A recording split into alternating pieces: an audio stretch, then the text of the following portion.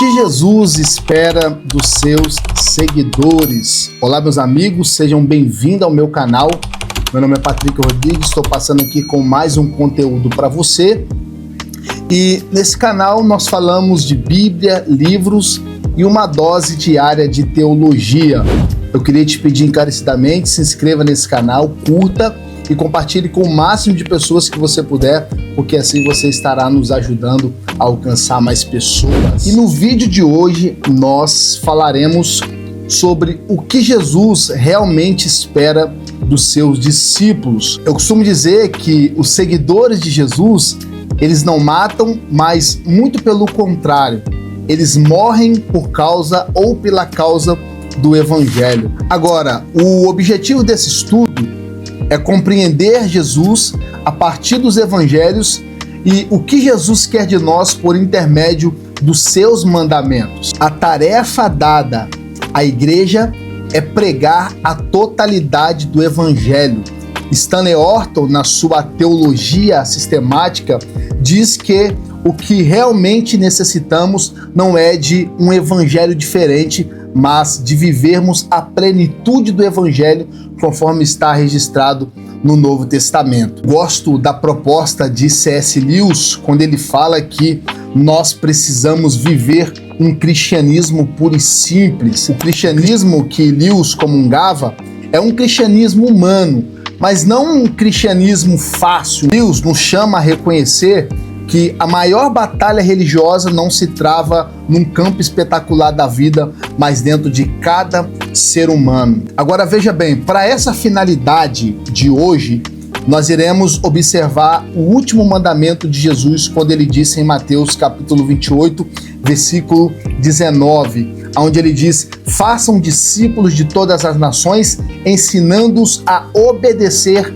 a tudo que eu os disser, ou tudo que ele vos disser. Perceba que o último mandamento de Jesus é uma ordenança a ensinar todos os seus mandamentos. Na verdade, o último mandamento de Jesus foi mais preciso, mais eficaz. Se você parar para analisar, Jesus não disse ensinando a eles tudo o que eu lhes ordenei. Na realidade, Jesus disse ensinando-os a obedecer a tudo que eu lhes ordenei. Quando a gente parte desse pressuposto, a gente vai perceber um dos autores que eu gosto muito, chamado John Piper, quando ele faz uma analogia a respeito disso. Ele disse que nós podemos ensinar um papagaio todos os mandamentos de Jesus, mas não podemos ensinar o papagaio a obedecer esses mandamentos. Papagaios, eles não se arrependem, papagaio não adoram, papagaio não acumulam tesouros na terra. Piper diz que ensinar uma pessoa a repetir os mandamentos de Jesus como um papagaio é fácil. Difícil é ensinar uma pessoa a obedecer esses mandamentos. Para nossa discussão de hoje, nós falaremos sobre ouvir Jesus. Ninguém jamais falou da maneira como esse homem fala. Lá em Marcos capítulo 7, versículo 14. O ministério de Jesus foi tão impressionante e tão ameaçador que os seus adversários queriam vê-lo fora do caminho. Então, analisando esses aspectos e entendendo o que Jesus espera dos seus seguidores, uma das formas de entender um dos mandamentos de Jesus é partindo do pressuposto em que ele mesmo fala aos seus seguidores. Olha o que Jesus vai dizer lá em Marcos, no capítulo 7, versículo 14. Jesus chamou novamente a multidão para junto de si e disse: ouça-me todos e entendam. A provocação de Jesus é fazer com que demos ouvido à sua voz. É tanto que ele vai dizer: Jesus chamou novamente a multidão para junto de si e disse: ouçam a todos e entendam. Perceba que Jesus chamou novamente a multidão para quê? Para fazer milagre? Não. Para quê? Para entregar chaves de carro, de casa, apartamento? Não. Para poder ouvi-lo. Então, o que Jesus espera realmente dos seus seguidores é que nós possamos ouvi-lo. Olha o que ele diz lá em Lucas capítulo 8, versículo 8. Jesus exclamou: aquele que tem ouvidos para ouvir, ouça. Olha o que Jesus diz também lá em Lucas capítulo 8, versículo 18. Considerem atentamente como vocês estão ouvindo. Então perceba que um dos mandamentos de Jesus, uma das ordenanças de Jesus é chamar os seus discípulos para poder ouvi-lo. O ministério de Jesus foi tão impressionante e tão ameaçador que até os seus próprios adversários queriam vê-lo fora do caminho. Recordando aqui, eu me lembro que os fariseus enviaram guardas do templo para poder prendê-lo. Lá em João capítulo 7, versículo 32, está escrito. Mas note comigo que os guardas do templo, eles voltaram com as mãos vazias, ou seja, foram para poder prender Jesus e voltaram com as mãos vazias. Não porque Jesus tinha guarda-costa para poder proteger, uma milícia de anjos, ainda que ele tivesse autoridade para poder dizer, para poder ordená-los, né, que os guardasse, mas porque Jesus estava pregando a palavra e eles ouviram a palavra. Até os guardas, os fariseus mandam prender, quando os guardas chegam lá, o que os guardas se deparam? Ouviu.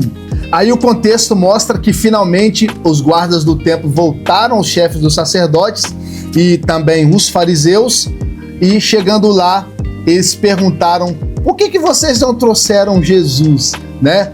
Aí a resposta deles foram: ninguém jamais falou de maneira como esse homem fala, declararam os guardas aos fariseus e os chefes daquela época. Então até os fariseus estão entendendo a forma com que Jesus falava, até a multidão está entendendo a forma que Jesus falava, os guardas do templo entenderam a forma que Jesus falava, e nós, como discípulos de Jesus, nós precisamos entender o que Jesus está falando. É interessante porque depois que eles ouviram as palavras de Jesus, eles não puderam levar os seus planos adiante.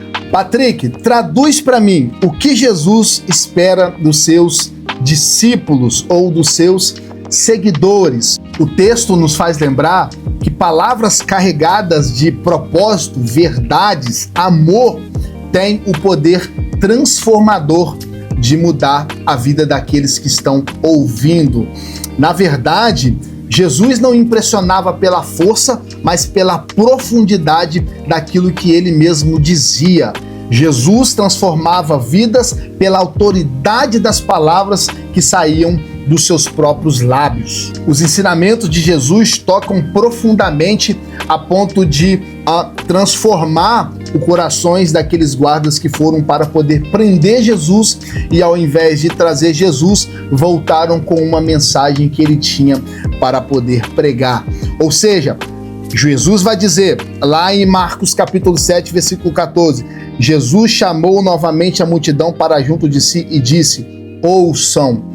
Um dos mandamentos e uma das ordenanças de Jesus é chamar seus discípulos e seus seguidores para poder ouvir. Ora, se eu posso dar um conselho, uma lição, a proposta é: quando nós falamos com verdade, com coerência, com fé, as nossas palavras podem mudar caminhos e quebrar resistência e também regenerar e transformar os corações. Esse texto mostra que Jesus impactava pessoas não pelo confronto agressivo, mas pela palavra da verdade e também pela coerência com que ele transmitia a palavra de Deus. Isso é interessante porque os guardas não foram convencidos por argumentos vazios, e sim pela palavra que vinham alinhada ao propósito estabelecido pelo próprio Jesus. Então perceba, aplicar esses mandamentos, essas ordenâncias, esse alinhamento, essa direção de Jesus às nossas vidas,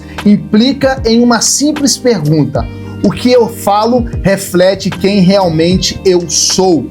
E era isso que Jesus queria que os seus discípulos entendessem.